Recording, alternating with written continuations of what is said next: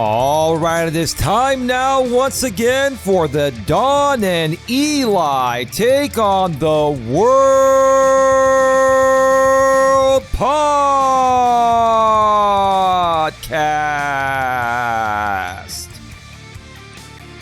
My name is Elias Melas, but you can call me Eli for short. And who is this very lovely lady over here to my right? I kept it very simple, babe. You're very lovely, and you're to my right. How you doing? Well, I'm great, and I am your girlfriend, Dawn Ledgerwood. And you're also the Executive Vice President of Operations of the GNA. Yes, I am. Which is short for Genuine Networking Association. We'll get more into that in just a little bit. But let's get right to it, okay? Yeah. All right. Welcome back to another episode of the Don and Eli Take on the World podcast. This is episode number 66, and today's topic is when internet trolls try to get creators fired. One more time, episode number 66 of the Don and Eli Take on the World podcast is titled When Internet Trolls Try to Get Creators Fired. So, today, Don, we're talking about something that has become increasingly common in the online world. Something that goes far beyond criticism, far beyond disagreements, and far beyond somebody simply saying they don't like your content. We're talking about people online who deliberately try to interfere with a creator's real life. They contact employers, they contact sponsors, they contact clients, they contact family members, they contact organizations, and sometimes they even encourage other people to do the same thing. Their objective isn't to have a conversation. Their objective isn't to correct misinformation. Their objective is to punish somebody, to embarrass them, to frighten them, and in some cases to take away the income that person depends on to survive. People have every right to criticize public content. They have every right to disagree. They have every right to stop watching. But trying to destroy somebody's employment because you dislike what they say online is something completely different. So, babe, that's what we're going to be talking about here today. But before we get to all of that, because there's a lot to talk about regarding that, right, babe? Yeah, I guess so, yeah. Before we get to all of that, first of all, as always, how's the past week gone for you here at the GNA, which is short for Genuine Networking Association, my love? Well, it's been another good week, kind of a crazy week. On the YouTube front, I would say in our own life, everything's been running smooth. We've had just a great week. You know, I can't complain. So, but a little hiccup on the YouTube side, I'd say. Babe, you're keeping it short and sweet when we record these podcasts. But in the real world, that's not how it is. In the real world, when you talk to me, you're like, I love you, though. Yeah. And so am I. I talk a lot too, baby. I'm sorry. Go ahead. Yeah, no, I'm learning slowly that I need to just be very short and sweet with my answers. Wow. I should take your advice. I should learn from you. Probably. Yeah, you're I mean, I don't know. You could try it out, see if it works. Yeah, well, you know what they say about not being able to teach an old dog new tricks, right? I'm an old dog, baby. Yes. I'm 52 years old now. I'm an old dog. There's always opportunity to change. You're right. It's never too late to change. It's never too late to make a difference. It's never too late to do the right thing. Even though there's a song called It's a Little Too Late to Do the Right Thing Now. Well, in some cases, it is a little too late to do the right thing now if you harm someone. But, if you make honest mistakes, it's never too late to learn from those honest mistakes and correct them, right? Absolutely. Yeah. So, anyway, anything else you want to mention in the monologue, baby, about how the week's gone so far? Yeah, no, I think I covered it there. Yeah, short and sweet. It's been a good week here at the GNA. Nothing to update everyone regarding the civil lawsuits where I've sued 3 YouTubers for similar things that we're going to be talking about here today. We're not going to be mentioning people specifically. We're just going to be talking about the situation and how serious it's become and what you can do to protect yourself. Because I'll tell you this, because of the things that have happened to us online, primarily on YouTube. I mean, this podcast is audio only on many different platforms. We'll mention those in a bit. We do have the video version on YouTube, and we do have 2 monetized YouTube channels for the GNA. And we've been massively trolled, harassed. When I used to sell insurance, there were people that did call the company that I was an independent contractor for. I was an independent contractor for an insurance company selling insurance for many years. And a lot of these trolls and people out here, they called and were disturbing the people at my office. Fortunately, the owners, I knew them very well. My brother also worked there at the time. The company has been sold. It still exists, but it was sold to somebody else, and the owners that ran it for many decades no longer run it. But, during that time, this was, I'd say, about maybe 4 or 5 years ago or so, around 5 years ago. There were people that were calling, the place where I was making my livelihood. That was right before I had met you, about 4.5 years ago. About a year before that, 6 months to a year before that was when that was happening. And I've seen many other people on YouTube lose their jobs. And now in this modern world, many people are doing what is called gig work. They have a bunch of gig apps on their phone, and they create content regarding, their gig work.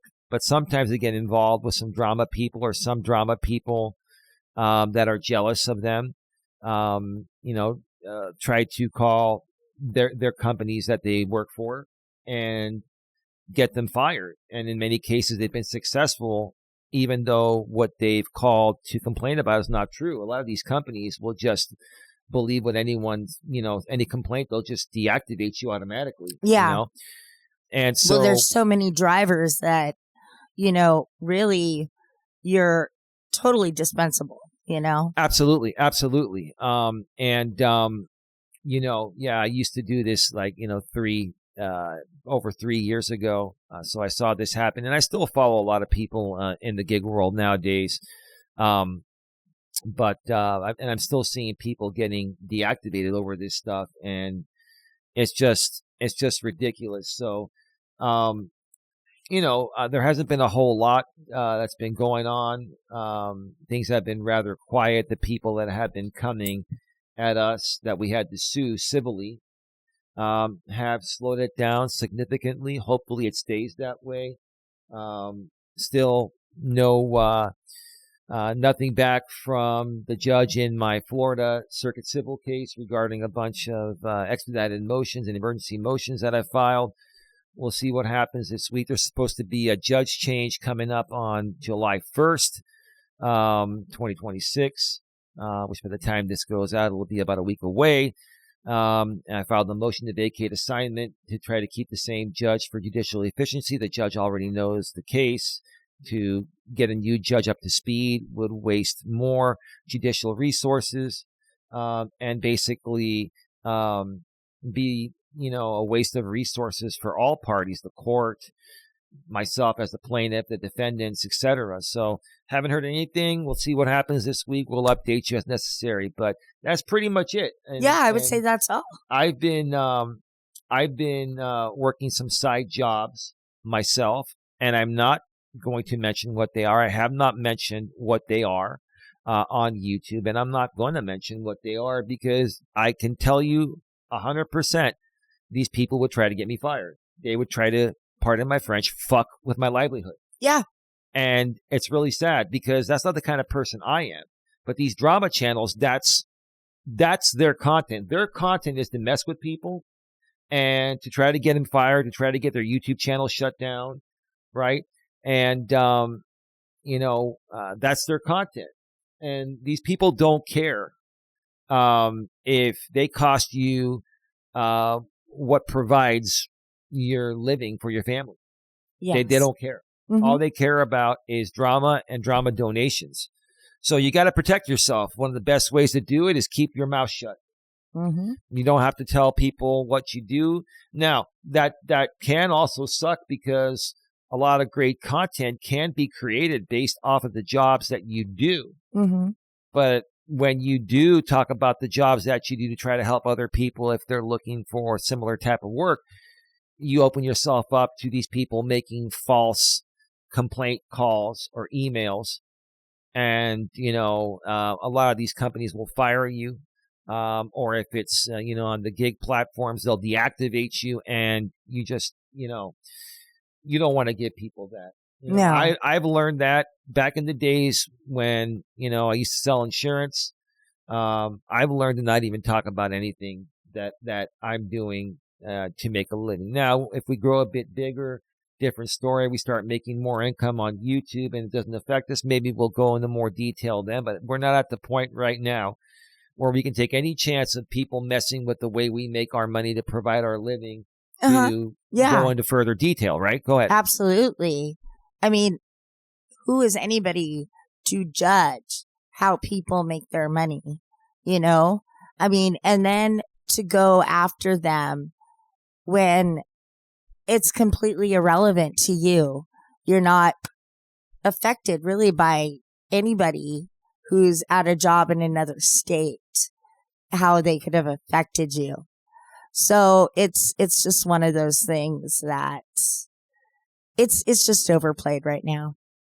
Well, and these people, they do it for their content. They do it for their content because the only way that you can hold these people accountable when they harm you in that way is to sue them in a full-blown civil case in their state. Yes. And they know that. So a lot of these people prey on the vulnerabilities of people that either A, don't have enough money to hire a lawyer to file a civil case and represent them, or a lot of people aren't willing to do what I do, figure out how to do it on my own, represent myself as a pro se self-represented litigant. Mm-hmm. And a lot of people simply don't even have the money for the filing fee, even if they can represent themselves pro se, right? Go ahead. Yeah. I mean, I would say it's not a lot of money, but it is a lot to some people. It's significant enough. Yeah, it's significant enough. So we were talking about this on a live stream. One of our G&A executives, ODN, and I did a live stream on his channel. It's no longer publicly available. Last week. And, we were talking about, somebody in the chat was saying that this person makes $600 a month doing drama content. That's not a whole lot.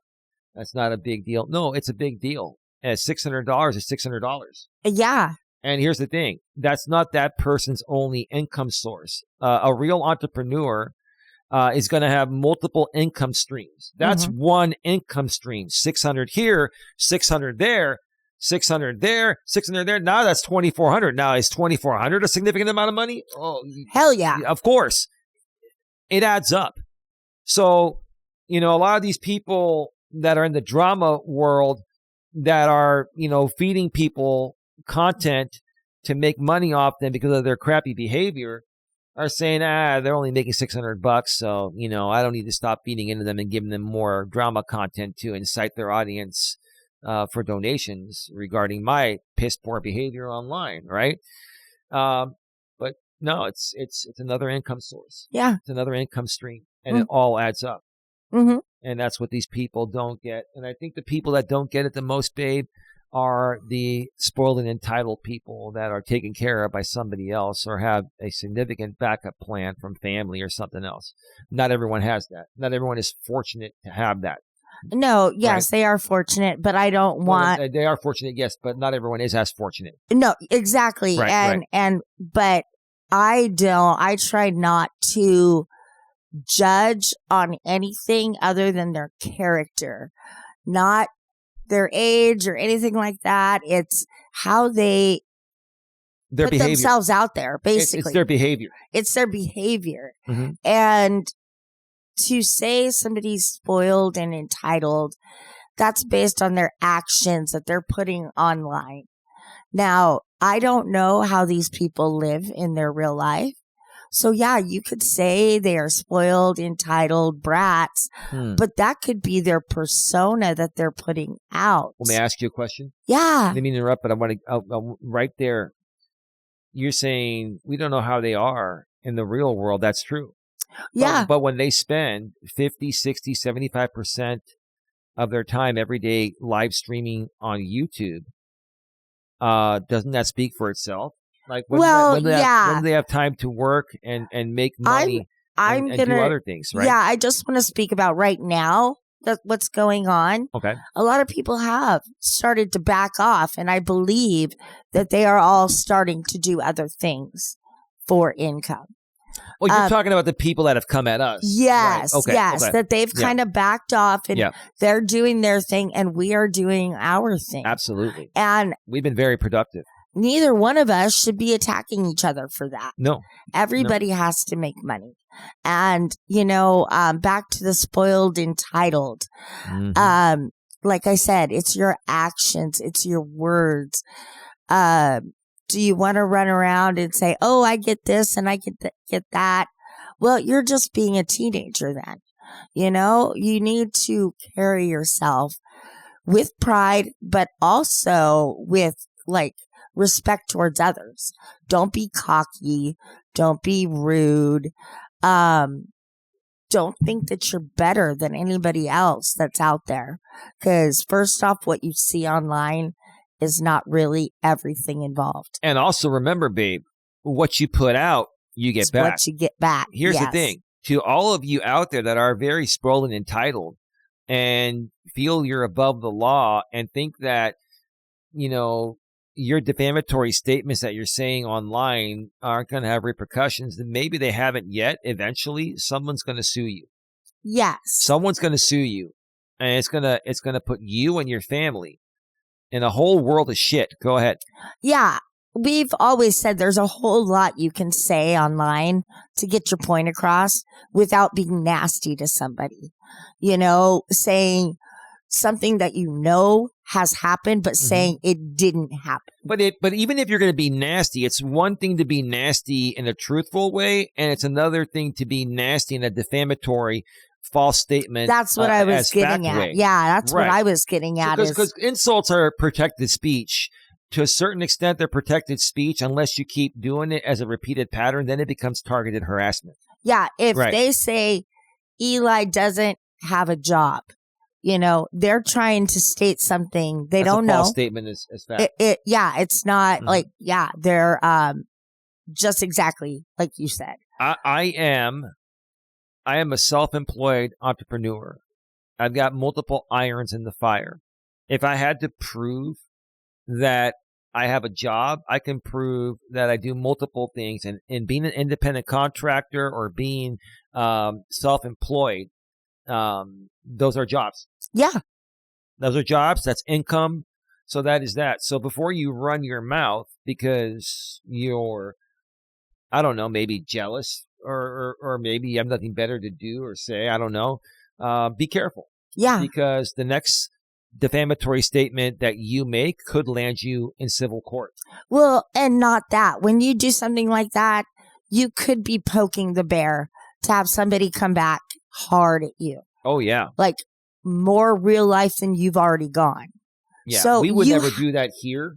No, we wouldn't do that here, but I'm trying to say out there, people be careful. But what we would do here is use an example. We would give you a piece of our minds professionally, right? I would. we would do it to teach a lesson, not only to the people that are causing the issues, but to other people that have dealt with, issues like that or people like that. We want to teach the lessons so people know how to protect themselves from this type of behavior that's become pretty common online. Yeah. Right? Yeah, absolutely. Right? Anyway, we're at 20 minutes. Let's get to we got 10 questions, baby. And then we have, did you roll your eyes? Those 10 questions drive you crazy. Well, I've told him to maybe I do have Reddit postings. Well, I'm not talking about that. I'm talking about maybe bring it down to 8 questions. We don't have to go through all of them. We're going to be on for an hour and a half. We have an hour and a half time limit today based on other things going on. Once we hit that time limit or we get close to it, we'll start wrapping this baby up. Yeah, I only say that because sometimes I feel it's repetition out of my mouth, You look very lovely today. Oh, thank you so much. I just felt like saying that. Sometimes I just feel like saying that. Well, yeah. I mean, sometimes when you're spontaneous and saying it out of the blue, it's not a weakness. It's not a force. Or yeah, it's a natural thing. I'm like, you look lovely today. Thank you. You're very well. And I know that means something to you. Yes. Thank you, baby. Love you. I do. I love you too. Even though I can be sarcastic about it. I'm sarcastic because I do love you, but it's like, it cracks me up because you and I have become like this, we've become this, let's just say prominent couple online, at least to a certain part of GroupTube, a certain part of YouTube, a certain group on YouTube. There we go. I can't even talk. We become a prominent couple online to a certain group on YouTube, and we hope to become a little more prominent to a more widespread group on YouTube, not because we want to be famous or anything like that. We want to be able to help more people through our experiences. That's it. Yeah. Right? We just want to share the realness of our lives with other people. Absolutely. Okay, let's get to it, baby. So we're going to go through these 10 questions. And then if we have time, we'll go through a couple of Reddit postings. Question number 1, babe. What is the difference between online criticism and trying to destroy someone's livelihood? Well, like you were saying, there's criticism by just calling people names and just leaving it online. And then there's the other extreme where these people get real with you in your personal lives. They go after your family. They go after your finances. They go after your job. They go after everything they possibly could take from you to break you down. Yeah. So you don't go any further in life. That's the problem here. That's the difference, in my opinion, is that online you could say you're ugly, you're fat, you're stupid. But, when it gets to the other side, when you're going real life on people, that's where you have to draw the line. Yeah, and before I respond, let me mention something. When people say going real life on people, okay, if someone is harassing you on YouTube, if somebody's violating your copyright, okay, and you report someone's channel for a legitimate harassment issue, cyberbullying and harassment, or legitimate copyright issue, that's not going real life on someone. No. A lot of these creators, when you assert your copyright on them or you flag them for bullying and harassment when they're actually doing it and then they get taken down, that video gets taken down, they like to come out and say, oh, Eli went real life on me. That's not real life. That's basically us protecting ourselves from you violating the terms of service and also harassing us, which is against the law civilly. We're trying to make y'all understand the difference between freedom of speech and defamation. And we're also trying to stop the drama content that is presented in a fake, instigated, dramatic way to entice audiences to donate. Like a lot of these people create this type of content, this controversial content, and they pick a few people, and then they exaggerate things about them. They take things way out of context or defame, lie, etc., because that's what their audience wants, and that's what gets them to donate. And when they start seeing the money and they start seeing that this this works to make quick, good money, these creators get hooked on it and they try to keep it going. That's what happened to us, right? And all we're trying to say is that, hey, look, it's one thing to come out and criticize me or criticize Don. We're not perfect. We expect to be criticized legitimately, right? Okay? You know, if you want to come out and criticize us on our content and what we say, and our opinions and thoughts about things. But if you're going to personally attack us, that's not criticism or commentary. Now, you know what? Hey, you know, if I'm having a bad day and maybe, you know, I look a little scruffy or whatever, I can understand people even being a little rude about that. But the main purpose of online criticism is to criticize the substance of what people are talking about, not to attack them personally, right? Yeah. Not to try to go after their job and get them fired because you disagree with what they're saying, or maybe you antagonize them, so they responded to you, found out some things about you, called you out on those things and embarrassed you. Now you're so embarrassed. Now you want to get back at that person by, you know, calling their job and getting them fired. That's and when you were the person that started it in the first place, right? Yeah. So there is a huge difference between online criticism and trying to destroy someone's livelihood. Don't mess with people's work. But at the same time, honestly, if I was you folks, for the most part, unless you're doing really well on YouTube and you're making enough money on YouTube, and that's your main income source, or at least a good part of it, to the point of, you know, if you have a side gig or whatever you're doing and losing that side gig wouldn't really affect you, I really wouldn't tell people where you work or what you do. And I want to clarify, when you say like side gig, that doesn't mean it's in the gig world. We're just saying like a side hustle of just another job on top of something else. I just wanted to clarify. It's not gigs, just. So yes, I get what you're saying, but I'll clarify it further. A gig can be online, can be offline, could be an online app, could be something offline. That could be a lot of stuff is offered online. Like all the job boards now are offered online, but you can go out there and get gigs that are not the traditional gig apps. Yeah, I have a friend. That's what you're saying. Yes, I have a friend. She lives in Texas. She's a registered nurse, but on the side, she has a pie business that she sells homemade pies. She has it online. She has a stand at like the farmer's market. That's just something she really enjoys. Homemade pies are damn good, baby. Yeah, she really enjoys baking, and now she's made a business out of that. That's her side hustle, not her main job. Excellent. Yeah, just had to use that as an example to. Does she ship pies?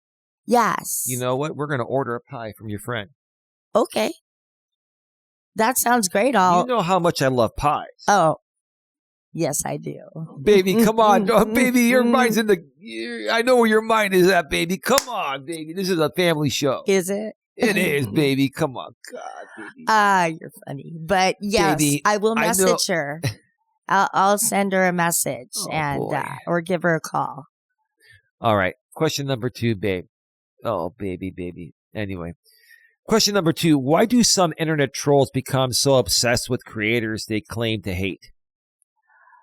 Oh boy. I don't know why they do. That's the crazy part. You say you hate somebody. You say they have bad content. You dislike everything about them. Why are you watching them then? Why? I mean, and then when the creator takes time off, you bitch that they're not there. You know why? Because they're not giving you the content to do what you do, to troll the way you would troll. So I just have to go back and say, I don't know why they do what they do. That's one thing. It's the only thing you didn't mention. Money. It all leads back. Exactly. It all leads back to money. That's all it is. Money. That's what everything leads back to. Everything leads back to money, right? Okay. Listen, I'm not out here on the internet whether it's YouTube, whether it's Facebook, whether it's the entire Insta. podcast network, whatever. I'm not out here to try to harm people financially. But if you're going to try to harm me financially, you bet your bottom dollar I am going to defend myself legally, and I'm going to go after to try to take back everything that was taken from me wrongfully.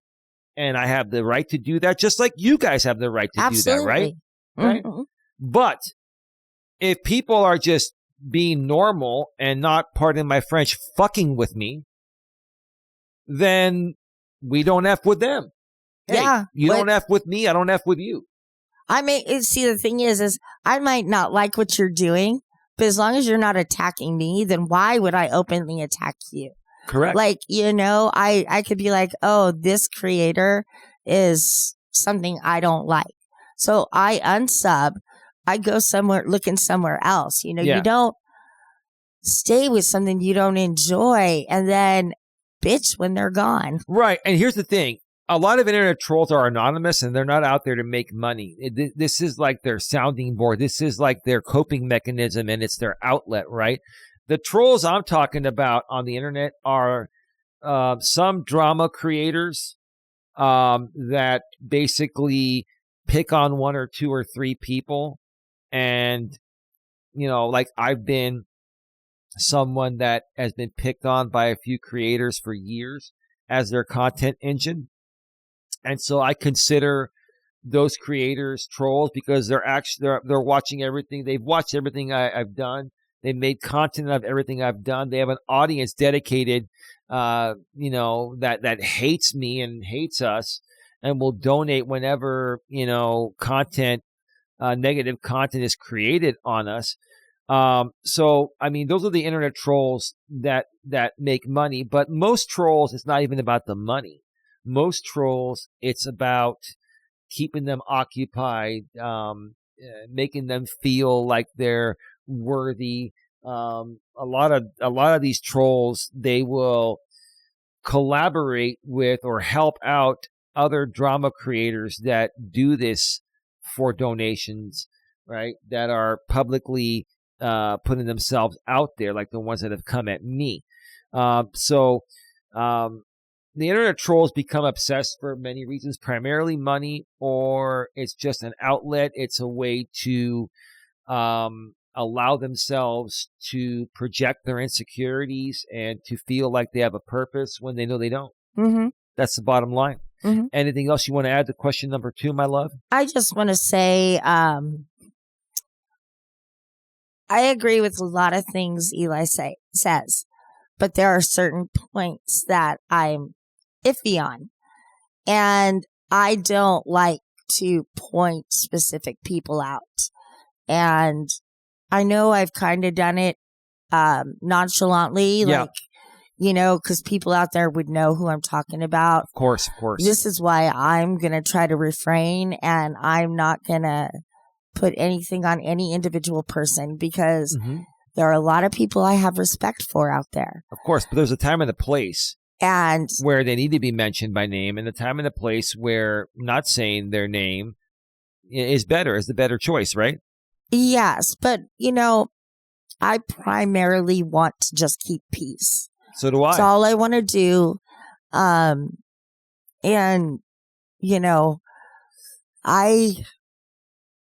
are only a few people on YouTube that I truly will never be sub to, or maybe sub to like see what they're doing, but nothing. I will never engage with them. And they're probably the people that I've sued. Yes. Okay. There are a few more. Oh, yeah. And a few more have been added to that list lately. Yes. So I'm being very careful now, guys. That's it. I'm not going to give you anything else. And what I'm going to say, out of respect for you, my love, is you're taking your mental health into consideration, and so am I. Yes. That ODN stream I was talking about earlier, ODN is our Executive Vice President, Director of Online Safety. We did a stream on YouTube that's no longer publicly available. Some things happen on that stream. We're not going to get into it. but it really affected your mental health. Yes. And whenever my lady's mental health's affected by stupid, idiotic internet trolls, especially if I know these people by first and last name offline, okay, I'm going to go to bat for her. I'm going to stand tall. And I will call these people out. And I did call these people out publicly on the stream. I'm not going to do it here. Sometimes they need to be called out publicly because they're behaving publicly. They're behaving in a very shitty way publicly. Your mental health is the most important thing to me. But what did I do? Huh? What did I do for that? I turned it off. I you know what? I said, Dawn, whatever you want to do. I muted, left the stream for a second, and I came back, the ODN stream, and I went and checked on Dawn. I said, do whatever you want to do. I got your back. Hey, if you want to just listen in, or if you want to just take a break, watch something else, I got this. But once you left, you F with my woman, and that's it. I mean, seriously. You F with my you F with my woman, I'm going to call you out. I'm going to call you out by name. And if you keep going, then eventually you're going to get sued. That's the bottom line. And I'm going to make that very, very clear that there are people that don't stop. They keep pushing and pushing and pushing. My lady is a recovering alcoholic of almost 2 years. You've been sober. I'm proud of you. Thank you. She's also, she has seizure disorder. She's got a lot of health issues that she's dealt with and worked through. And she's still working through a lot of stuff. There's emotional stuff. There's therapy stuff. Okay. And she doesn't need this. And the people that have come at her know this, yet they continue to poke at her and antagonize her. And if you do that, I'm going to come at you legally. And I'm going to call you out publicly in a professional way, but I'm going to call you out, and then I'm going to come at you legally if you keep pushing things. I'm only going to say that I did not attack anybody. When I heard and saw what was going on, I was like, what's going on here? You said you're attacking you called somebody out for attacking me. Yeah. I was like, what's going on? You never do this. And then she had some things to say back, which was fine. It wasn't nasty. Mm-hmm. It just hurt my feelings. And that's it. I wasn't going to go into a mental breakdown over this. It simply just hurt my feelings because I thought that this person wouldn't go after us that way. And I'm going to leave it at that and just say, I know you're probably not watching this, but you know who I'm talking about. Just know I love you, and there's no hard feelings. Moving on. Absolutely. Sorry, I had to respond to a text real quick. Sorry, we're good. Yeah, excellent. No, I could not have said that better myself. Let's continue to question number 3, and when we get through 5, we'll take your first break. We're at 38 minutes. So, babe, Dawn, why do trolls contact employers instead of confronting the creator directly? Because I think just contacting the creator directly, when you're dealing with that, sometimes that creator is like, okay, whatever, say what you're going to say. And they get no response. When they contact your employer, they're hoping to get that response out of you because something happened at your work.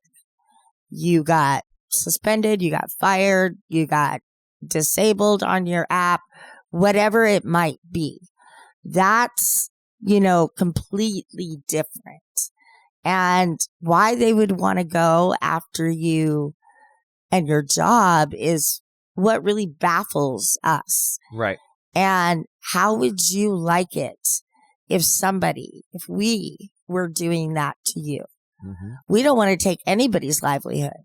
Everybody needs a house. They need heat, food, water, everything. I don't want to see anybody out on the streets, Right. Right.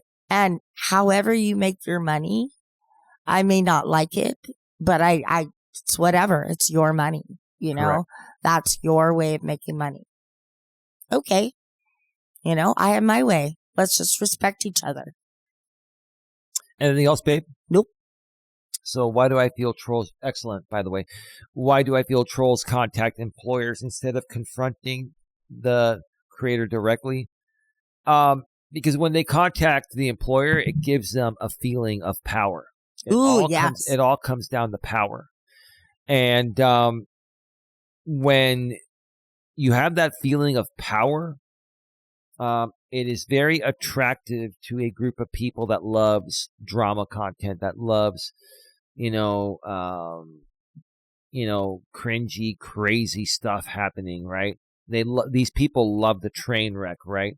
Mm-hmm. And so, confronting the creator directly, what's the creator, gonna do? Hey, dude, you're doing this and I'm going to get you fired, or, hey, I'm going to tell your job that, you're doing this and I'm going to get you fired if you don't do this. They may try to blackmail you or something. Yeah. Right? I'm going to call your employer and tell him that you said this word 5 years ago. If they're trying to create drama on you. Yeah. And they confront you, like if I'm confronted by a drama creator, what I do now is I say, hey, look, whatever you want to say, you can talk about me all you want. But if you defame my character, making false statements as fact, or you violate my copyright, I'm going to protect myself legally as best as possible. That may include suing you in civil court and or suing you in federal copyright court. And so the bottom line is when you give them that response, okay, they can't go back to their audience and then say, oh, I scared Eli. But no, if they bypass that and go straight to getting you fired, that might, like you said, make you react. And when you react, then it gives them the power that they want. They want to trigger you. They want you to come on all triggered and crazy and then screaming and yelling. Drama content on you, which... there are lots of drama creators out there that have drama audiences that love to pay money for train wrecks. Yes. They want to manufacture train wrecks. And that's the thing.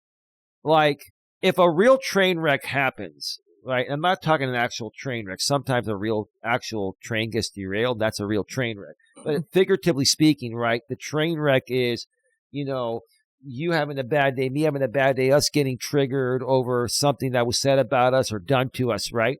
Okay. Like when they can't have a constant real train wreck and the audience expects that to keep happening, they have to manufacture the train wreck, right? You like that, right? Yeah. That was well said, huh?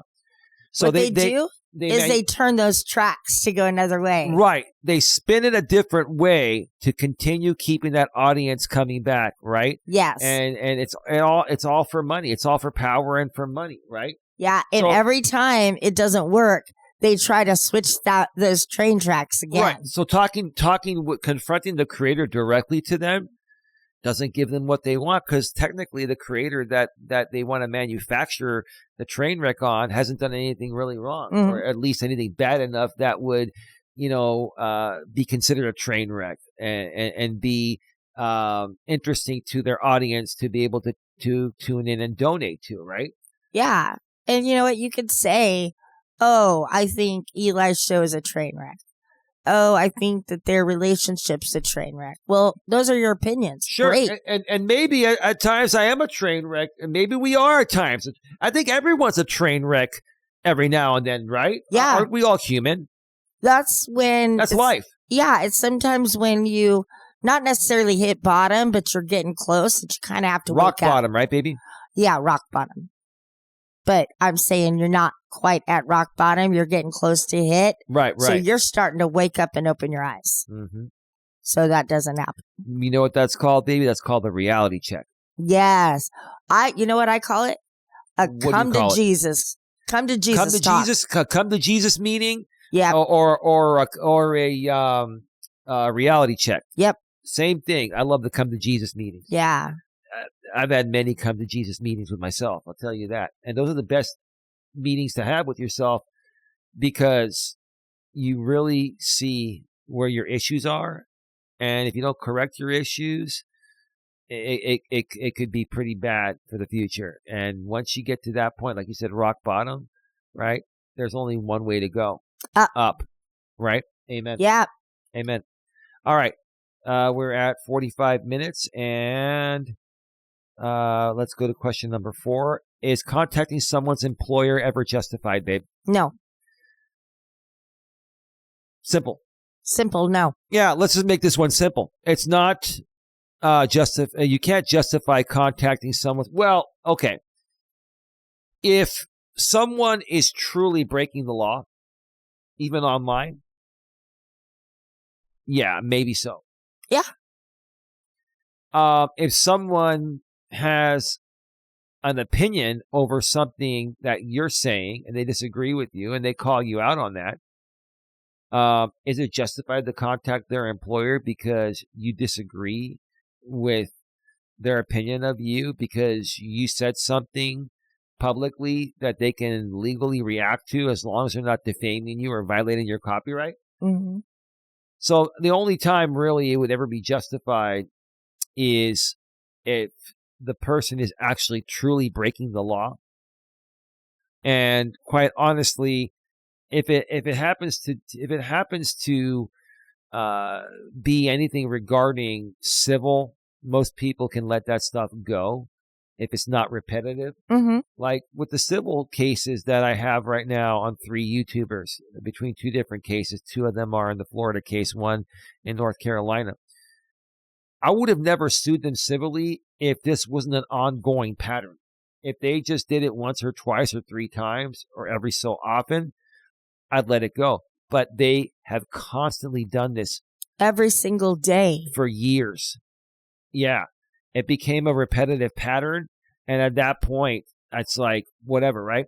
Yeah. But but, most civil matters, if someone violates you civilly, if they defame you one time or, say something mean or say something that's not true, if they do it one time and never do it again, maybe it's not worth suing them. You could, but it's not worth it, right? Mm-hmm.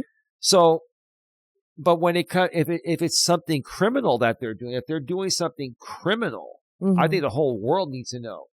And so if you see somebody on YouTube, for example, do something that is actually criminal and there's actual proof of it being criminal, okay, and it's something that is very, very bad and criminal, yeah, at that point, I could see someone contacting someone's employment and making them aware, because that would, be a safety issue for that workplace, right? Mm-hmm. But for most things, typically it's not justified, especially not when content creators are just doing it to get a reaction from you and to use you as drama content. Anything else, babe? No. Number 5. Why are coordinated complaint campaigns so dangerous, babe? Well, I mean, when it's coordinated attack, obviously it's going to be more dangerous. Let's go 2 against 1. They pile on you. Huh? They pile on you. They yeah, gang I mean, up on you, right? It literally, like in a school fight, if you've got 2 on 1, you're pretty much, the one person is going to pretty much get their butt kicked. Right. And so when they pile up against one person, how do you expect that person to come ahead of all of the attacks? Right. Other than silencing them through a civil circuit case or a federal case. Yeah. That's the only way to do it. Yeah. No, you're right. For me, anything else, babe? No. For me, why are coordinated complaint campaigns so dangerous? Because that's how these drama creators work. They can't do this on their own. You can't sit there and be one drama creator and, survive on your own, because, your cycle of drama will run out quicker and you'll get burnt out. You need a lot of people doing the same thing or that enjoy the same thing. And so, and plus, from what I've seen, when these drama creators, like every group has a main drama creator, and then they have like what I like to call the affiliates, like the secondary or third channels. They're all friends, but there's the main drama person, and then there's, a couple, 2, 3 other channels that create similar drama content. Why don't we say it's kind of like the GNA and the executive group? It's like we a have our pyramid. core group of people. They have their core group of 4 or 5 or, Right. 2 or 3, whatever. But they all coordinate hate. And they work through third parties because it mitigates the liability. Yes. Off the main creator. Yes. So the main creator can be like, okay, the stove's getting hot. I don't want to get sued, right? So I'm going to dish this off to someone else. And then I'm going to say, hey, you know what? I'm going to give you this type of content that I normally make money on. You're going to make a lot of money on it, but I'm going to give that to you. You're going to give me half the profits quietly, right? Mm-hmm. So, a lot of these drama creators, they work through networks, third parties. They do it, to create what's known as plausible deniability. So if they ever do get sued, they can try to create plausible deniability. But in my civil cases, they've tried to play the plausible deniability card. And because I'm so good at preserving evidence, like the evidence speaks for itself. There's nothing better than having, deleted live streams of people that you've sued, that they deleted after they went live. And when I have real-time recording capabilities and I can record that and go to court and say, Your Honor, here's what happened, and they deleted this right after it was done, okay? This is coming straight from the horse's mouth. So you can try to claim all the plausible deniability you want, but sir, is this what you said? Honestly, do we need to get somebody that's going to do a voice analysis? We can prove this is not AI. This came straight from the horse's mouth. And there were people in your chat that we could subpoena to testify. And are they all going to perjure themselves for you, sir, ma'am, whatever, right? So the coordinated stuff makes it more dangerous because it makes it more feasible for them. And listen, for many years, this group of people that I'm suing now, between the 3 people, it was one of the biggest and worst coordinated, targeted smear campaigns, defamation for dollar campaigns, massive copyright infringement campaigns, rebroadcasting 500 plus of my live streams as I would go live in their entirety, making lots of donations while doing it off my name and likeness, defacing me with sex toys and other stuff, and braziers on me. Like, it got really, really bad for me. So yes, coordinated campaigns, very dangerous. All right, babe, are you ready to take your break? Yeah. All right, let me go ahead and turn the camera off. See there, babe, it says you are fired. Like, remember Donald Trump on The Apprentice? Come on, Buster, Mama, I gotta get up. All right, so we are at 53 minutes. We may not even have time to go over the Reddit stuff. We may just go over the last 5 questions when Dawn comes back. All right, so while Dawn takes her break, let me remind each and every one of you that if you are listening to us on the audio-only podcast networks such as Apple, Spotify, Amazon's Music, My Lady's Favorite, iHeartRadio, Amazon's Audible. Amazon has music and Audible. If you're listening to us on YouTube's Music, they have the audio and video of our podcast because we do upload the video to our main channel, which I'll get to that in a second. But if you're listening to us audio only, throughout the audio only podcast network, and there are many others besides those, you can do a Google search for the Don Neal Take on the World podcast. But if you're listening to us anywhere audio only, go below in the description section about halfway down if you'd like to see the video version of the same exact stream or same exact audio that you're hearing. You want to click the link that'll redirect you back to our main channel. GNA, Genuine Personal Development. While you're there, make sure you subscribe, bang the bell, and select the notification so you don't miss anything. Then go below that description. A couple lines down, you'll see the link to our secondary live streaming channel, GNA2, Genuine Live Personal Development. We go live there. I go live there regularly for the last week or two and maybe for the next week or so. I haven't been going live as often, maybe once or twice a week. I'm going to try to get back to it more regularly, 3 to 5 times a week or more. I do Walking with Purpose streams there, live from a walk. Sometimes Don and I do Driving with Purpose streams while we're on the road. Sometimes we do On the Couch with Don and Elias. Sometimes we do live streams from the studio. Sometimes it's myself, or sometimes Don will join me. Sometimes we'll have guests on, whether Don and I are on both or just individually. So there's a lot of good stuff going on. YouTube, if you're on the Audio Only Podcast Network, make sure you just subscribe to both of our YouTube channels. You'll be able to keep up with us, and there's a lot of great stuff. Lot of great stuff that's going to be coming to the GNA. While we wait for Don here, I've got to say that I've dealt with so much over the last 8-9 years on social media. And I'm finally at the point right now where I've just learned to not let it get to me, to be able to go and focus on other things while still doing what I enjoy doing. Don is back. We'll get more into that another time, but I just wanted to say that,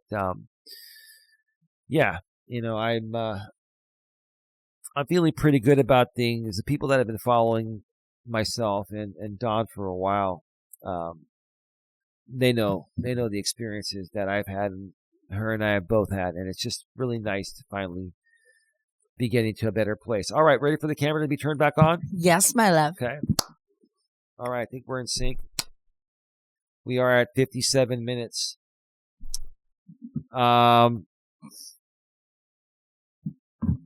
Anyway, question number 6, my love. How does this kind of harassment affect creators emotionally? Oh, that's a great question. Well, yeah. I mean, first off, when you become a content creator, you have to have some thick skin because it's going to start thinning out. Very fast, too. Very, very fast. Very fast. You're going to lose your patience quick. Very quick. Uh-huh. And that can definitely start to affect somebody emotionally. It can affect your mental health severely. If you're a type of person that doesn't usually react to people like you would online, that you then struggle yourself with who am I? What am I doing? Yep. Then you start questioning your self-worth. You question, am I doing the right thing? Should I be an entrepreneur? Where, I don't know where Buster is, but, oh God, I hope he didn't sneak out. No, I was looking for Bochi. He's over there. Bochi's over there. Okay. And Buster's over here. Okay. But yeah, our dog. Sorry. Go ahead. Yeah. Sorry. Lost my train of thought there, but, the emotional, how does this kind of harassment affect creators emotionally? Like I was saying, it starts to bring you completely down, and you start questioning everything. You question your self-worth, and we've seen, not personally, we don't know them, but we've heard stories. Many of us have content creators getting to their lowest and unfortunately ending their lives because of this. And it's a very serious thing. It is very serious. Yep. And so we, not only just as human beings, we need to be compassionate to other people's feelings and, just how things can affect somebody. I just want y'all to think, what would it feel like if somebody was doing this to me every single day? Mm-hmm. How would I feel at the end of the day? Once you can put yourself in that other person's shoes, then you get that reality check like, oh shit, what would I do? Right. You might think about it and stop doing that because you don't want to be a contributing factor to somebody's demise. Yeah. Well said. Well said. Anything else before I get No, go on. to this, because this is a big one. How does this kind of harassment affect creators emotionally? This is the game these drama creators are trying to play.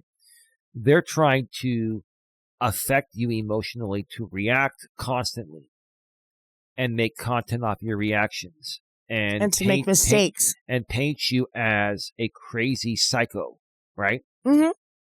That's what they did to me. I used to be very reactive initially because I didn't know how to handle this. I was just trying to defend myself, and I didn't realize their point really wasn't to try to harm me. Their point was just trying to get me to react, to make content off of me and then monetize that content. And when you start to realize why these creators do it, you start to figure out how to turn it around. Right? How to reverse engineer it, right? Yeah, we were listening. We were listening to a content creator the other day who admitted at times he was kind of petty and overreacted and did things which then resulted he could see on, his channel and the feedback. And he was talking about just stepping back, appreciating life, Mm-hmm. and realizing that, we're all human beings. And we have to be patient with each other. And, I think I said it last week or tried to, but you can attract more bees with honey than vinegar. Right. That's the right one. That's right. Yeah, right. It goes just the same way with that. So I think I covered everything with that. Yeah. I mean, the emotional stuff. Yeah. Everybody is emotional. Both men and women get emotional. It's just normally men and women typically process their emotions differently. Women will react to everything emotionally first based on how they're feeling in the present moment. And that's what these creators take advantage of. Now, most men will process something logically first and then may react afterwards, right? But a lot of these people on YouTube, they've even learned to crack very strong men. I've been pretty strong most of my life. I've gotten stronger because of YouTube. YouTube makes you stronger. It does. When these people come at you, you learn to become 10 times stronger than the initial strength you already gained by just living life, right? Yeah. And so,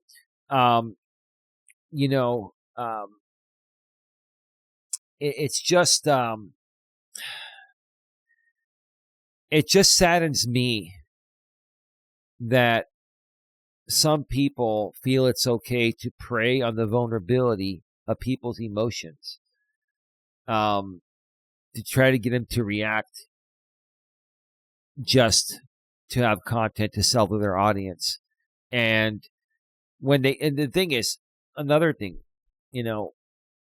and this is the worst thing, especially male creators can do, is that when they can't get to me, in this case, a man, they try to get to my woman to get to me. Why? Because in theory and biologically, in the way that God made us, women react to everything emotionally first based on how they're feeling in the present moment. Mm-hmm. So these creators that know that, they're going to try to get to me. When they can't get to me, they're going to try to get to Dawn because they're like, oh, Dawn's a female. Women are more emotionally reactive based on how we make them feel. So let's make her feel shitty by saying something shitty to get that reaction, which then will force Eli to react to that. And then we're going to get our content that we, and you see how they've tried. And they did that. They did that for a while successfully. No, and they did that with this last show that you did with ODN. But it didn't matter because it didn't work because you cut them off. Yeah. You see, the difference is you, God bless you.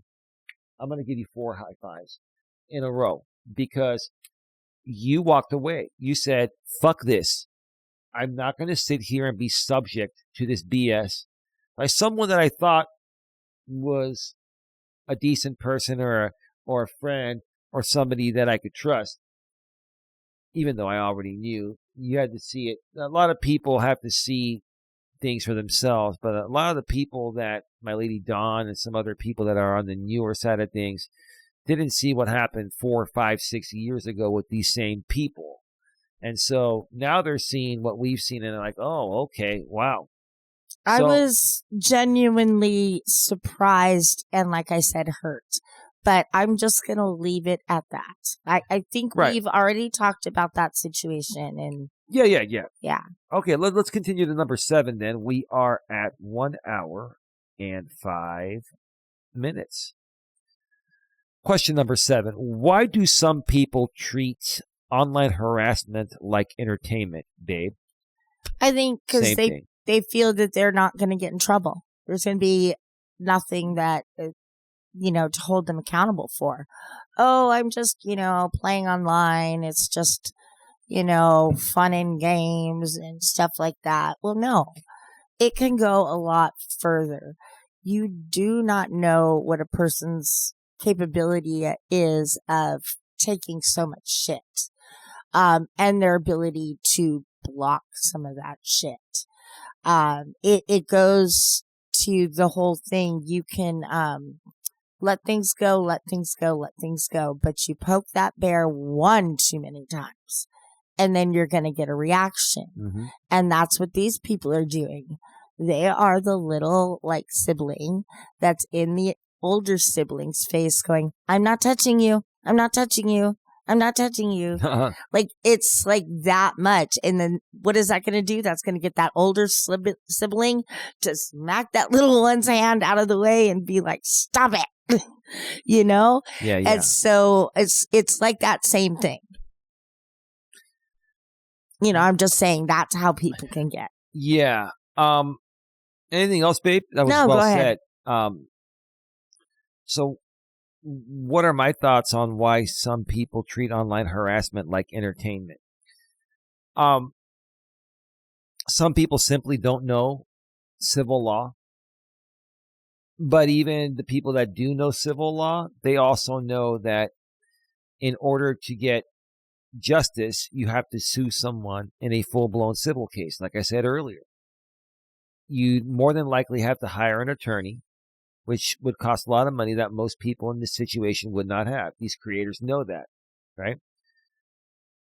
Or you'd have to figure out a way to do it pro se like I have, which I did, and I become pretty good at it, but not everyone is going to want to do it. And no disrespect, not everyone's going to have the capability of doing it. It's a lot of work. It's a lot of work, and even if you can, if you learn to do it, there's still filing fees. It's very tedious. So you have to make and sure very time consuming. You're filing the paperwork correctly. You're putting very time consuming. You're saying. Well, yeah, time consuming, because if you mess up one little thing, that causes a whole time delay in the court. You know what I'm saying? Or it could cost you your case. Or it could cost you your case. You got to respond to things. Certain things need a response. By a certain time. Right. You have deadlines. And they want it properly filled out or written out. Properly formatted. Right? Yeah. And some people just have not learned how to do that. Some people just simply aren't techie. I'm not techie. There's a lot of things I wouldn't know what to do. Right, but a lot of people simply think that the internet is not fair game, is not governed lawfully in the same ways as offline is, and people are finding out very quickly that it doesn't matter what you do online or offline; it's the same thing. Yeah, and it's been. Here's the thing: it's been a bit more difficult to prove cases online, but what I'm starting to notice now is that's starting to change. Mm-hmm. Because more and more people are suing people civilly and in copyright court. Now, copyright, I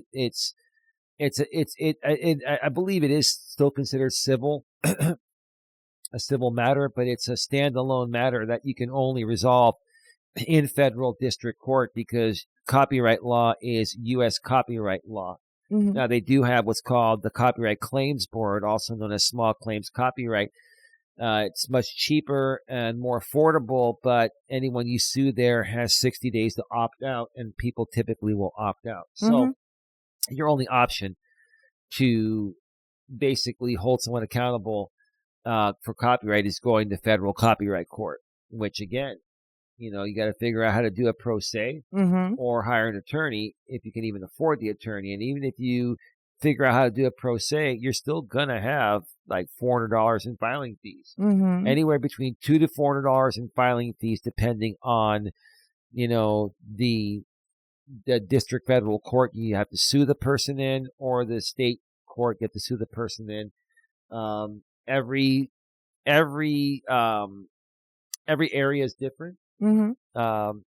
Even with the federal court system, the law is the same, but the fees, I believe, are different in every area. Mhm. So anyway, and the law is different in every state for civil cases, but for federal cases, the law is the same nationwide. It's just each district court, which there are several typically in each state, they have their own set of rules, and they have their own set of fees there. But the law is the same. So, yeah, a lot of people just don't think that they can be punished for what they do on the internet, and Yeah. they're slowly but surely beginning to find out that is definitely not true. Mhm. And we're going to do whatever we can here at the GNA to further help protect people from people that break the law online. And listen, you don't have to do something criminal to break the law online. There are civil rights that are violated every day. There's defamation, right? There's targeted harassment. Those are not criminal activities. They are civil activities. So you got to know your civil rights. And you can't let these people violate your civil rights because they're thinking that they're not going to sue me. They don't have the money and they don't have the desire. They don't care. You never know. You never know. Mhm. All right. Should we go to number 8, babe? Yeah. Okay. We are at 1 hour and 12 minutes. Question number 8. What should employers or sponsors do when they receive complaints about a creator? I think the first thing they should do is talk to the employee. I don't think that they should just take a phone call complaint and make a decision about somebody's employment. They first need to talk to the employee. They need to get the employee's side. And then maybe do a little of their own research. They need to, like, if you explain to them, this is an online beef. This is what they're saying. They're saying I said this, but in all actuality, I haven't, or something was done 5 years ago. I think the employer should give the employee the ability to explain what's going on and why a random person would just call in. That's how I feel, and that's what I would do as an employer. So, that's all I can say about that. Yeah. Anything else? No. So what should employers or sponsors do when they receive complaints about a creator? Well, I'll tell you what happened in my situation when they called, my former insurance independent contractor job I had. So I wasn't employed by them. I was an independent contractor. But I had an office there that I could use whenever I wanted to. I more so worked remotely or from home or on the road and stuff. But sometimes I needed to go in, right? And so my brother was working there, during that time. And my brother ended up becoming what do you call it, the head of the commercial department, like the manager. He managed the commercial department. That's where the big bucks are in insurance. And so when they wrote emails to some people, basically my brother handled it. My brother reached out to me. The owners and other people at the company, they don't have time for that crap, and they know it was ridiculous. So what happened? My brother contacted me. I told him exactly what was going on, and that was that. Now, Now, people could say, well, that was your brother, of right. course. Well, the thing is, yes, we've known the owners of that company long before we both worked for that company. He was an actual W-2 employee. I was an independent contractor. What do you call it? Jesus Christ. I can't remember. I was basically selling insurance. That's the thing. But You're anyway, an independent broker. yes, but there's another word, and I can't think of it right now. But anyway, not everyone's going to be as fortunate as that.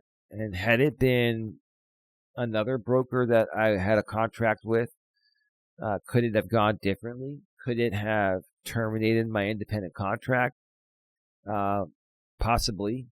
I would hope not. But as an independent contractor, sometimes they don't even look. They're just like, okay, well, we ain't going to do business with you because you're not an actual employee. I think they would think, okay, employee, I know this person, so I'm going to ask them. Oh, independent contract? They're like, you're out. Yeah, and honestly, there's really nothing you can do about it. I mean, if you're an independent contractor, that contract is it can be terminated at any time between you and the contract, between you and the person that is hiring you, based on the contract.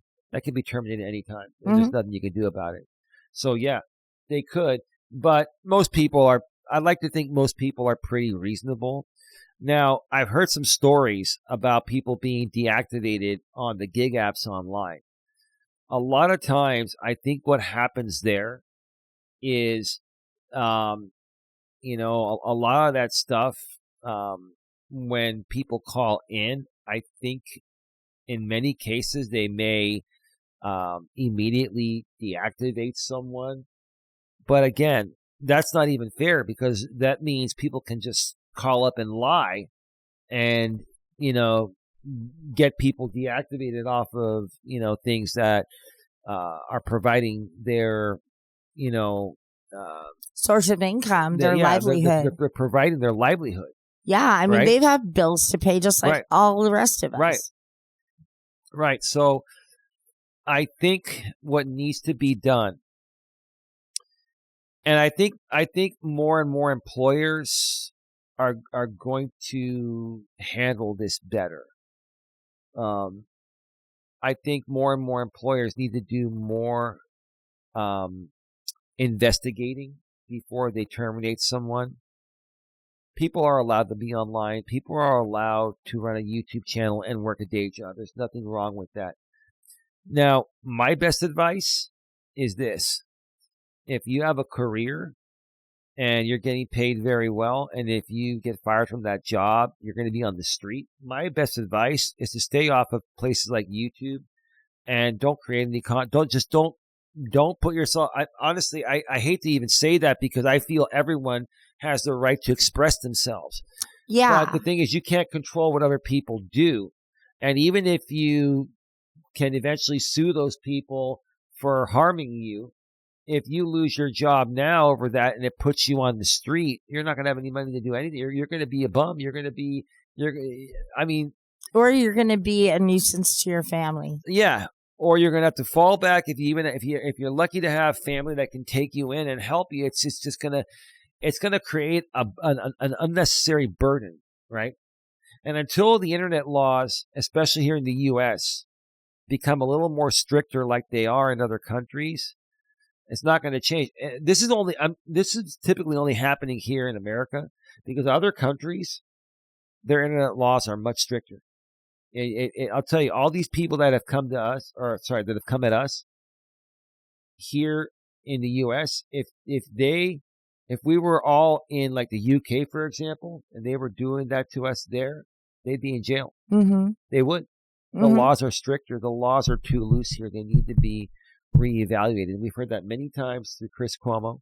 Mm-hmm. We need to hold the social media platforms more accountable. Section 230 of the Communications Decency Act, which allows a safe harbor provision for for platforms like YouTube and Facebook to not, get sued.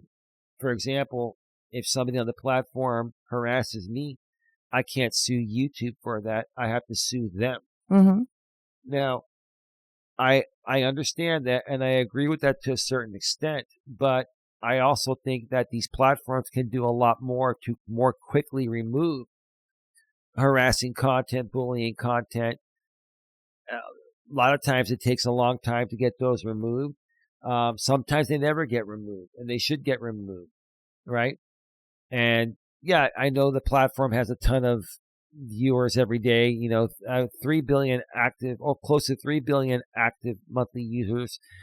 They've got, maybe they've got 10 or 20,000 employees. They've got the AI, but there's a lot going on. There has to be a better way to, enforce these rules, because that's what really affects us here in the U.S. But anyway, let's get to anything else for number 8, babe? No. Should we get to number 9?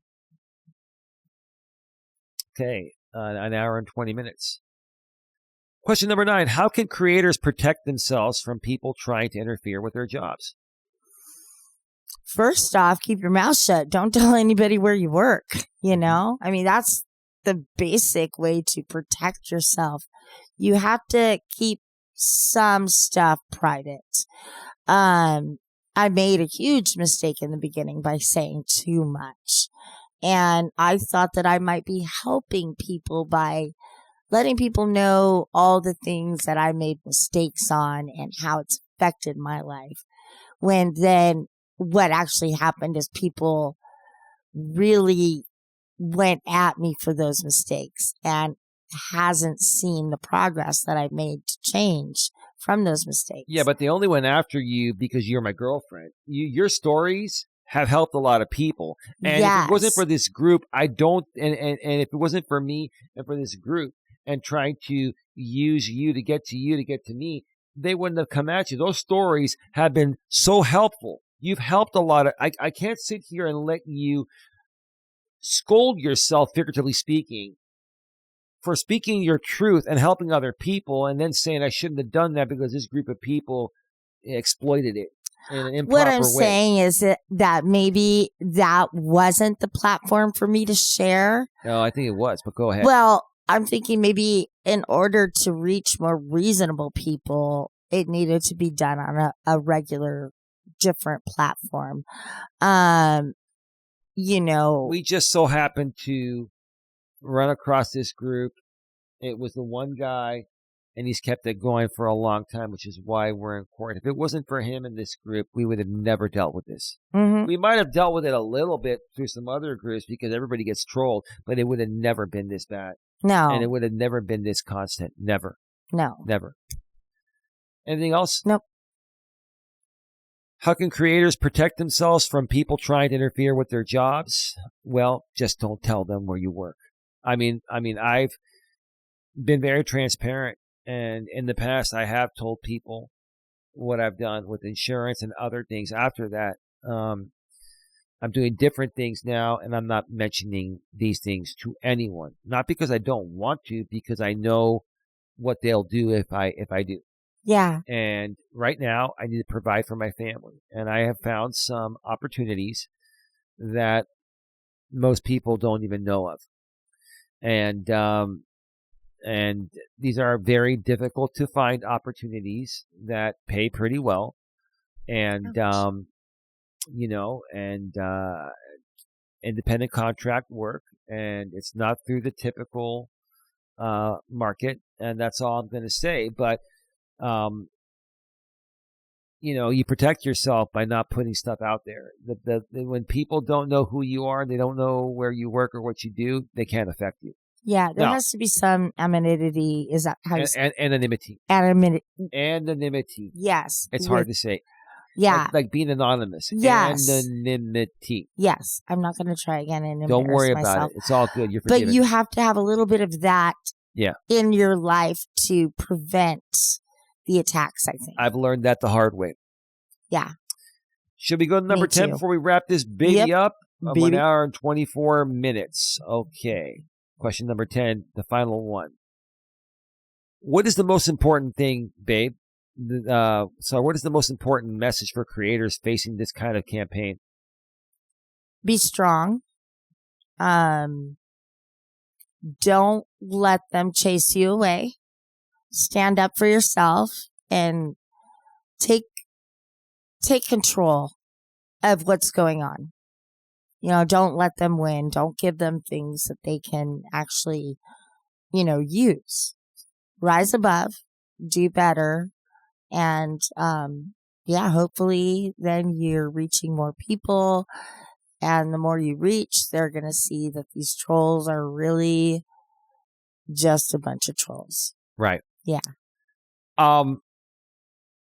Anything else? Nope. What is the most important message for creators facing this kind of campaign? For me to answer there. The most important message. There's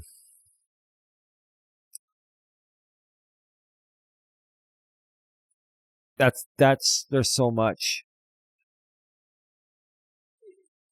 Don't let the trolls get to you. Don't let them define your worth. Don't let them knock you down to where you question your self-worth. Right? I've seen many people, even people within our own group, that constantly question themselves when they are good people. They question themselves constantly because of what these people have done. And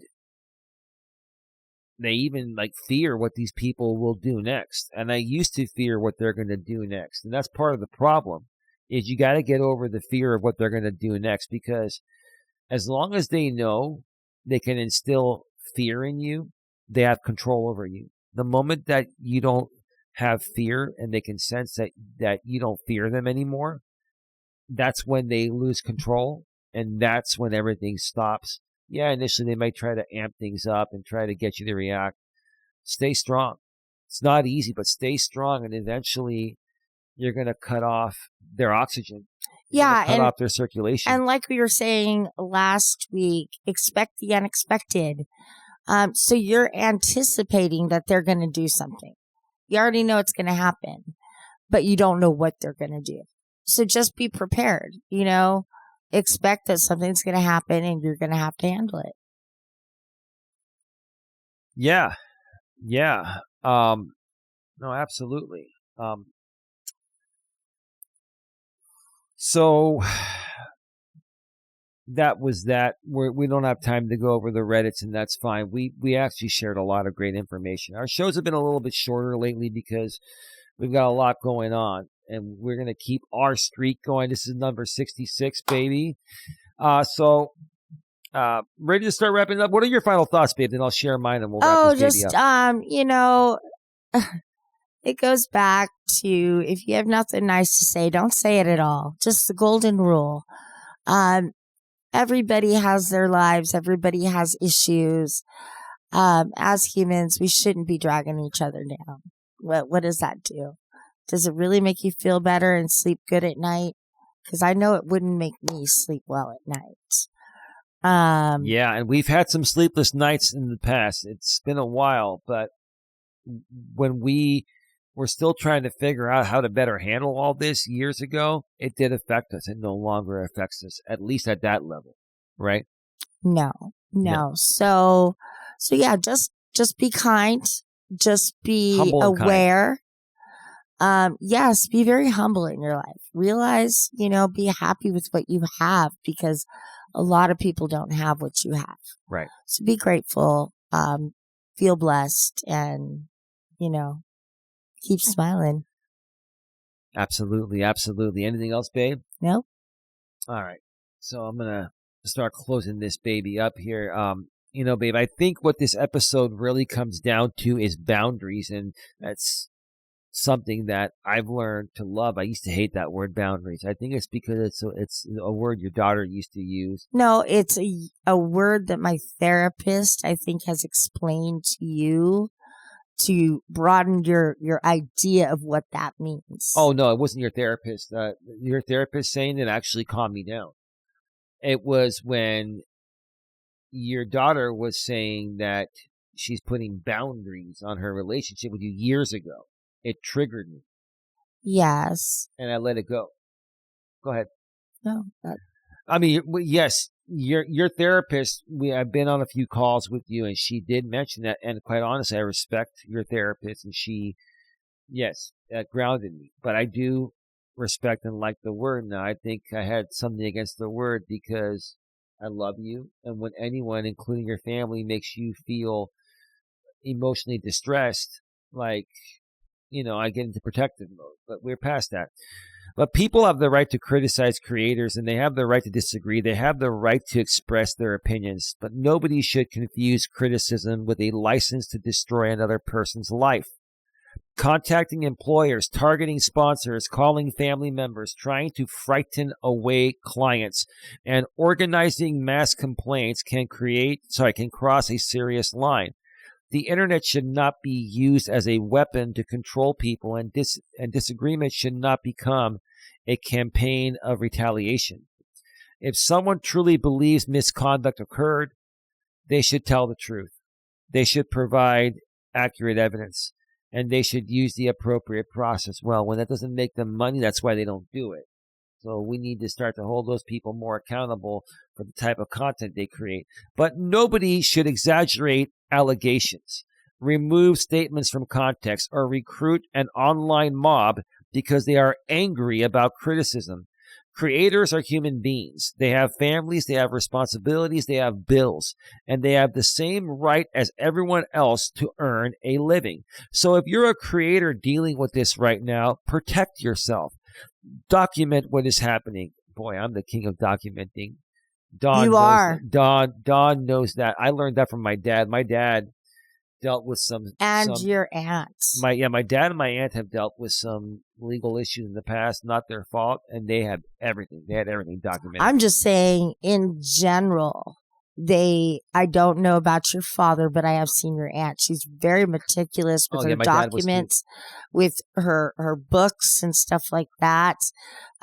Just like them, we're all the same. Yeah. I don't know. It's a family thing for you guys. So. Yeah, and surround yourself with people you trust. Don't respond impulsively, and don't let an obsessive stranger convince you that your voice no longer matters, because sometimes the people trying the hardest to silence you are proving exactly why your voice needs to be heard. So, babe, this was a very, very important show. And before we go, babe, just like I always say, don't take life for granted. That's right. Don't take life for granted. And with that being said, it is time to start wrapping this up. All right. You've listening to the Don and Eli Take on the World podcast. This was episode number 66. And the topic of this show was when internet trolls try to get creators fired. One more time. Episode number 66 of the Don and Eli Take on the World podcast was titled, When Internet Trolls Try to Get Creators Fired. One more time before we head on out of here. If you are listening to us on the audio-only podcast networks such as Apple, Spotify, Amazon's Music, my lady's favorite, iHeartRadio. One more time. iHeartRadio. Because here, the third time's not the charm, the fourth time's the charm, because that's my lucky number 4. We're on iHeartRadio. We're also on Amazon's Audible. We're also on YouTube's Music, audio and video on YouTube's Music, and the video, along with the audio, obviously, on our main YouTube channel. We'll get to that in a little bit. We're also on many of the other unknown, not as popular audio-only podcast networks. Do a Google search for the Don and Eli Take on the World podcast, and you'll find out exactly where we're at. But if you want to watch the video version, go to the description of wherever you're listening to this audio-only. About halfway down, you'll see the link. That'll redirect you back to our main channel, GNA, Genuine Personal Development. While you're there, subscribe, bang the bell, select all notifications so you don't miss a thing. Then go below in that description. You'll see the link to our secondary live streaming channel, GNA2, Genuine Live Personal Development, where we go live, if not every day, We try to go live almost every other day. Lately, it's been a couple times a week. We're going to get back to the normal schedule, but just subscribe there. And when we go live, you will be able to engage with myself and Don at times and some of the other G&A executives and other people. With that being said, time to go. Have a good one. Take care. And as always, baby, be good to each other.